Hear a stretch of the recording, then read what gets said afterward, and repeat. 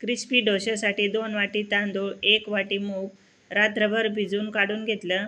मिक्सरच्या भांड्यामध्ये घालून त्यामध्ये हिरवी मिरची, आलं आणि कोथिंबीर घालून बारीक वाटून घेतलं. सर्व मिश्रण एका बाउलमध्ये काढून घेऊन त्यामध्ये चवीप्रमाणे मीठ घातलं. तर डोश्याच्या तव्याला तेल लावून घेतलं. नंतर वरतून थोडंसं पाणी शिंपडून तवा छान असा तयार करून घेतला आणि त्यावरती एक पळी बॅटर घालून एक सारखा असा डोसा पसरून घेतला. वरतून थोडंसं तेल सोडून ब्राऊन रंगावर डोसा छान असा भाजून घेतला.